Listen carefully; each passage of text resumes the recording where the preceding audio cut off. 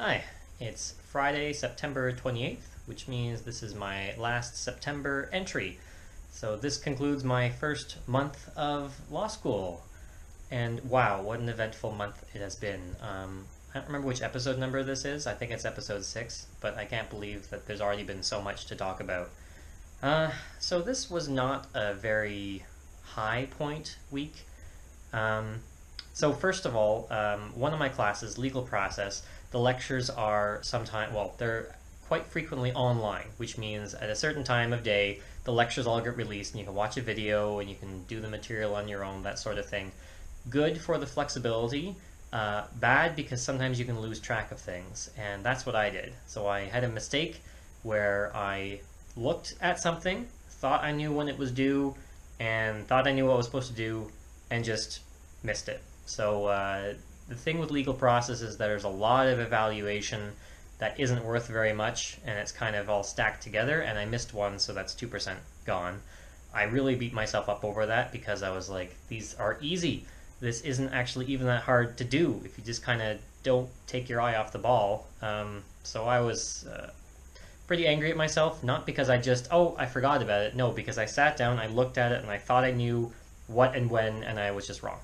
So, yeah. And actually, I wasn't ashamed to try and tell some of my friends at school about that, and actually, that was a good thing because other people started telling me, oh yes, I missed one, I missed the last one, and so that actually made me feel less alone in this, because I figured, well, like all the grades are curved, so like if these are all so easy, missing these things is going to be a pretty significant hit. So at least I felt better that I wasn't the only one. And of course another, I don't want to call it a low point, but another point of the week was I had to attend Michael's funeral on Wednesday. And that was difficult, but it was good to see everyone that knew him and to talk about him. And the fact that I had to miss class was almost incidental because I had people lining up to give me their lecture notes and help me get caught up. And I'm still already trying to get caught up, but I'm already almost there anyway, so that's fine.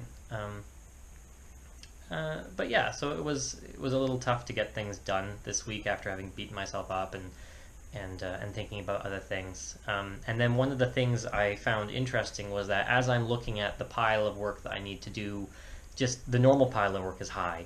And then if anything even slides a little bit, it's just the pile gets even bigger and bigger. And then you just look at this pile of work and you're like, oh my goodness, how am I ever going to get caught up on this? And it just becomes this larger issue in your head. And it's like, how can I physically do this? And someone told me, it's like, no, you just have to do the next thing. Just do one thing. Do something you have to do now. And that was actually very useful advice. And as we come to the end of the week, things actually did turn around for the better. I have my first footnote assignment for the journal, which means it's my job to go through a bunch of footnotes in an academic paper and verify that the footnotes are substantively correct and stylistically correct. It's a lot of meticulous, detail-oriented work, but the first thing that I did was I realized that I was handed an Excel spreadsheet and I needed to convert a bunch of things into a Word document, and there was a lot of individual copy-paste back and forth. And I thought, no, I can do this with my computer science knowledge. So I came up with a way inside Excel to automatically generate the tables they needed in Word and just do it in one operation. I'm sure it would have taken hours to do all of those copy-pastes before we even start the assignment. And I can just do it in 1 second after I wrote those that macro. So and I really enjoyed doing that because I thought, aha, finally, I know how to do this. This is my area, so I can do this. The last thing that was a neat coincidence of this week is my friend Nick was in town.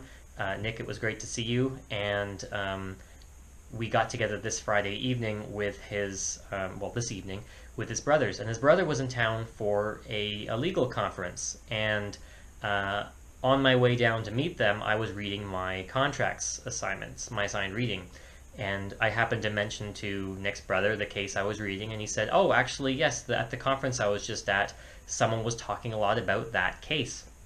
And it turns out that my professor was actually speaking at that conference. And we laughed because the professor had given out some swag. It was a chocolate bar with actually her picture on it, and he gave it to me. So I am going to bring the chocolate bar to class and then just start at some point just casually take it out and say, "Oh, I've got some chocolate here. I need to eat that." And I'm still kind of shocked at the coincidence of it all. But it gave me a hint that it means that this particular case is very important, because I know that's the reason why the chapter we're reading right now has been digitized, because they needed to update this chapter, and we can't use the textbook for this chapter because of this case. So it's a pivotal moment, and I got Nick's brother's insight on that. Another really cool coincidence was I knew I could not go to Deborah's doctoral celebration event today, and that was disappointing. But then, by pure coincidence, the place that Nick and his brother and I decided to go was like, hey, wait a minute, isn't this where Deborah's getting together? So I happened to see Deborah and wish her congratulations for getting her doctorate anyway. So that was cool. So I'm feeling pretty happy with those combination of pleasant, positive things that happened just at the end of the week. And heading into the weekend, now it's time to see if I can actually get caught up on that major pile of work. Okay. Good night.